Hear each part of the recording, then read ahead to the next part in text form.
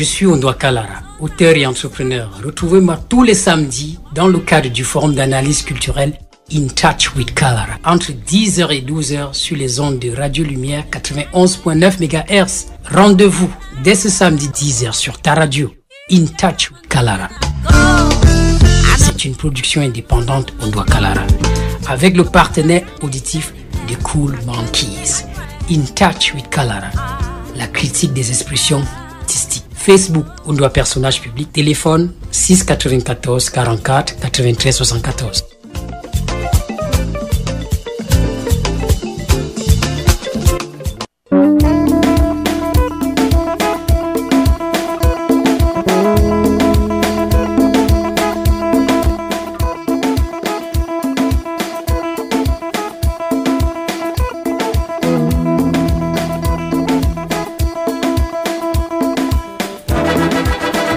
Quel livre dans le processus de la Renaissance africaine apporte des auteurs? C'est la thématique de ce matin. Bienvenue et bonjour à vous qui nous prenez à présent.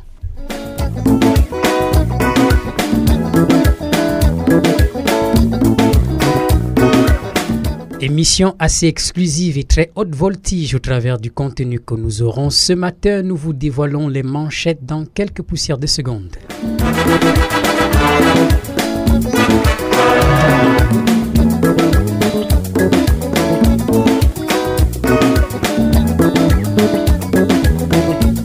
Nous aurons des entretiens à bâton rompu avec l'auteur béninois qui réside en France, notamment Sayad Alabi, qui a publié en auto-édition. Son livre est référencé sur Google, le livre Nègre. Il nous donnera son opinion sur la thématique du jour. Et également, nous aurons un autre entretien exclusif avec Laure Noir, comme vous ne l'aviez jamais écouté, comme vous ne l'aviez jamais entendu parler. C'est dans le cadre de cette émission. Et nous aurons également des brèves d'informations sur le forum dans le Urban Zone Academy Forum 2019 sous le thème triangle rythmique. Bien entendu, nous donnerons quelques petites brèves culturelles, notamment du côté du Maroc, Visafor Musique avec l'équipe Tony Mefeu dans le cadre d'Escale Bantou et notamment Nathalie Mefeu qui a été retenue comme jury Visafor Musique.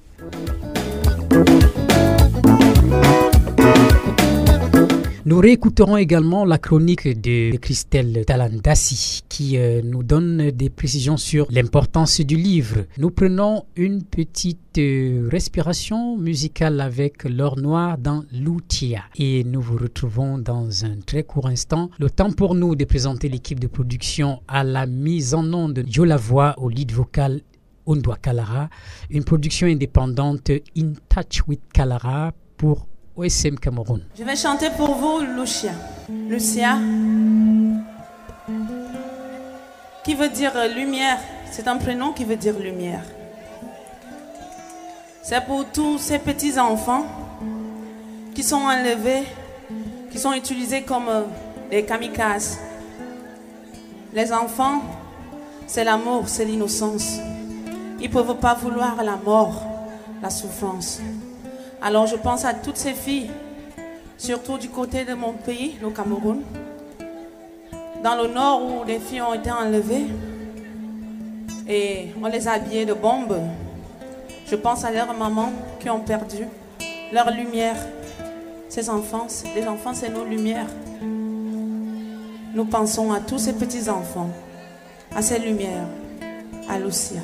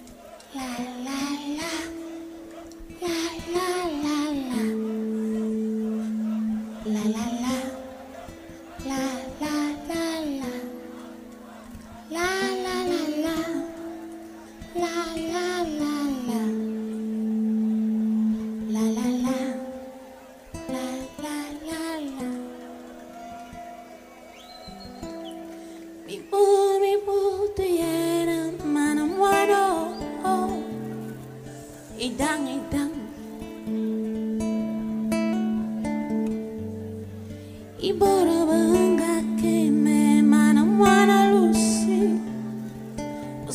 Tamanya. Iburu bangati bila mana mana mona ngalu chawa. Mana pia wama tele mokola siya ponge mana vio. Bebe bebe wama. Banginyana majona na vengala. Banginyana majona majala bozangwanga so Dona mwana na dangamba Iruchia Dona mwana na masai Ikiruchia Dona mwana na madam Iruchia Dona mwana na masai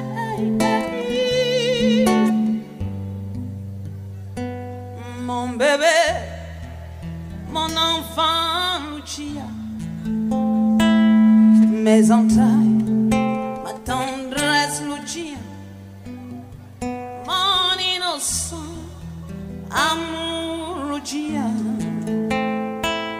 mes entrailles, mon enfant Lucia. Dans ce temps, où es-tu, mon enfant? Qu'est-ce qu'ils ont fait de toi? Sapi en prie, ma Lucie, qu'elle me la ramène. Ils ont habillé mon bébé de bombe.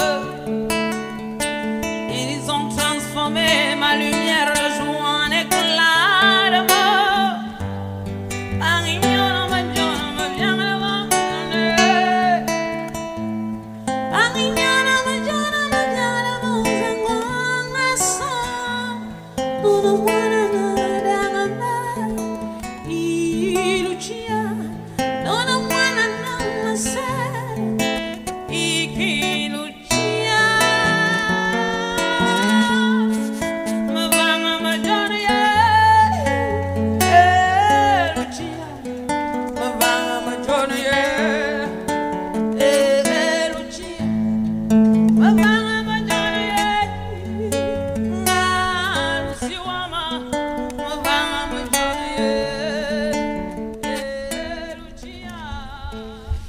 Vous écoutez cette ballade de l'or noir qui nous propose Lucia. En italien, c'est la lumière, Lucia tout simplement en français.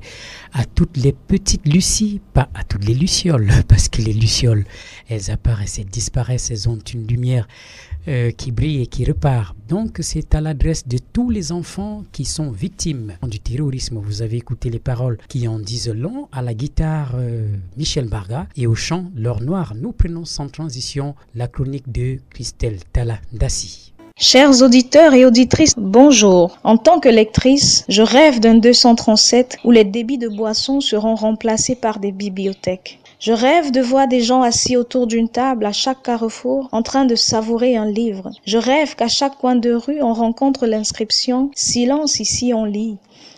Je rêve que la nuisance sonore cède place à la cogitation, la réflexion et à la méditation. Je rêve que le commerçant, l'agriculteur ou l'éleveur puisse lui aussi avoir un accès facile à un espace de lecture. Je rêve de voir des bibliothèques multimédia, multilingues et multiculturelles qui reflètent réellement la diversité du 237. Pourquoi avons-nous besoin de plus de bibliothèques ? Je pense que le fait de lire permet d'exercer sa pensée critique, ce qui est bon tant pour notre démocratie que pour notre économie et la qualité de notre quotidien. La lecture est essentielle au bien-être de la société et au fonctionnement de notre démocratie. La lecture est une source de plaisir qui dure toute la vie.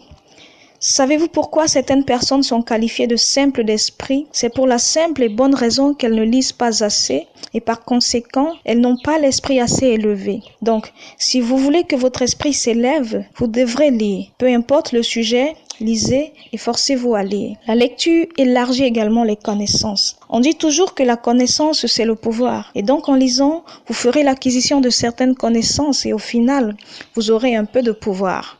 Commencez par les sujets qui vous intéressent, puis au fur et à mesure, vous trouverez d'autres sujets plus intéressants qui pourraient réellement vous aider à progresser. En lisant, vous aurez plus d'intérêt. Les personnes intelligentes sont naturellement intéressantes. Quelque chose de précieux émane de ces personnes-là. De telles personnes lisent beaucoup et c'est pour cette raison qu'elles sont si attirantes. Lisez donc si vous voulez être plus intéressant, vous ne le regretterez pas du tout et en plus, vous apprendrez quelque chose de nouveau. Mais au-delà de nourrir l'esprit, d'enrichir le vocabulaire et l'orthographe, la lecture présente également des vertus sur le plan psycho-éducatif. Certains appellent ça la bibliothérapie. Je finirai en donnant l'avis de quelques écrivains célèbres sur la place du livre. Carl Sagan a dit « Un coup d'œil dans un livre vous permet d'entendre la voix de quelqu'un qui a existé il y a peut-être 1000 ans de cela. Lire, c'est voyager à travers le monde et le temps. » Neil Gaiman a dit « Les livres constituent de grands cadeaux parce qu'ils contiennent le monde entier. Et cela coûte moins cher d'acheter un livre à quelqu'un que de lui acheter le monde entier. » Sur ce, chers auditeurs et auditrices, je vous remercie de m'avoir écouté. À très bientôt. Merci infiniment Christelle Taladassi qui nous a servi cette chronique que nous rediffusons exclusivement ce samedi. C'est à l'adresse de tous les lecteurs et à tous les férus de la littérature. Bien entendu, nous poursuivons avec cette interview exclusive. Ce propos, cet autre élément de Sayad Alabi qui est auteur